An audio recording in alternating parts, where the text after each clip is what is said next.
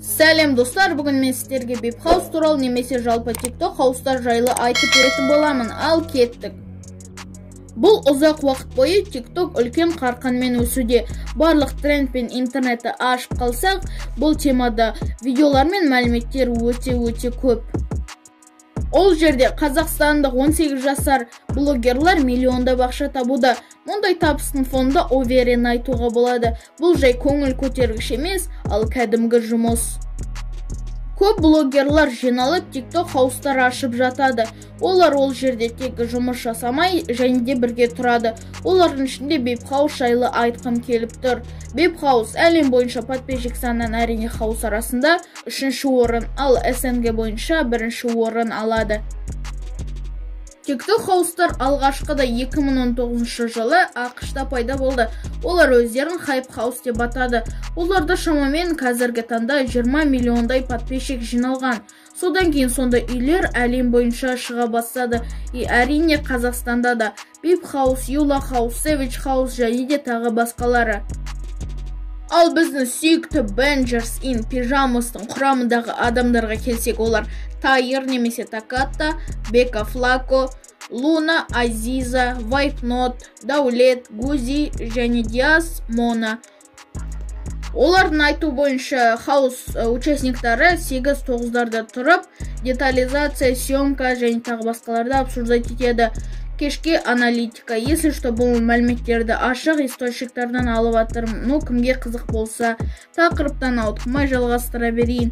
Олардың табысына ақырындап өте берейік. Осылай үшін тиктокерлар қанша ақшалады және де тағы басқалары. Мысалы, Тайыр, ол басынан бастап индивидуалды контракт жасаған болатын. Ол бұрындары 300 мың, 500 мыңдай теңге айна алған, ал қазір бұл сан өскен шығар. Хаустағылар рекламадан табыс алады, бірақ басқалармен салыстырғанда бұл аз. Және де келесі айтатын факттан сіздер таңғалатын шығарсыздар.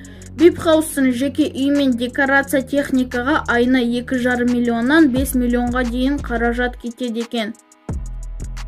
Көбілеріңізге қызық шығар, TikTok қалай ақша береді. TikTok'та монетизацияның 3 түрі бар. Біріншісі прямой эфирдағы донаттар, екіншісі музыканттарға олардың танымал болып кеткен музыкаларына беретін ақша.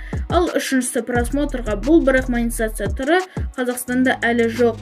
Реклама туралы болса, хаустың ішіне немесе фондағы тұратын танымал продукциялардың тауарларын видеоларында байқаған шығарсыздар. Олардың продюсерінің айтуы бойынша, недавно Кореяның правительствосы Bip House'тан реклама сатып алған болатын. Тек оларға Корея стиліндегі видео түсіру керек болған. Және көбілеріңіз байқаған шығарсыздар, Bip House'та контент баяғыдан өзгерген. Оның себебі басында түсірілген вайн немесе повтар үлкен күш пен уақыт кеткен, бірақ ақталмаған. Сол себептен қазір олар челлендждер түсіруде. Сондықтан қазір байқаған болсаңыздар, миллиондап подписчик, просмотр жинауда. Bip'тің продюсерінің планында Балиға бару. Ол жақта как раз Bella Porsche жақын тұрады. Меніңше коллаборация болады. Ал сіздер қалай ойлайсыздар, комментарияға жазып кетіңіздер. Камикадзе бой мен Олжас кеткенін білетін шығарсыздар. Олар не себептен кеткенін білмей қойдым. Интернет, TikTok, YouTube ешқайда информация жоқ. Бірақ ең логический решение, оларда контракт бітті, бірақ олар контракты созудың орнына хаустан кетуді шешті. Немесе оларды қуып жіберді. Немесе оларды неизвестный причиналармен хаустан шығаруға тура келді.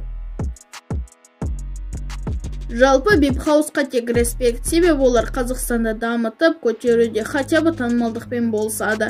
Тек Bip House қана осындай аз уақытта жылдан подписчик жинаған хаус. Олар даже Dream Team деген ветерандардан да озып түсті. Негізі айтарым осы, видеоны лайк басып, комментарий жазып, подписка жасауды ұмытпаңдар. Сіздермен болғанмен Чико, чау бабино. Всем джиги, короче, газ. Не Фреймс недотонул. Сеть Фреймс, короче. Это Тума Шелби, скучан Шелби, и пусть моя никто не нашел бы.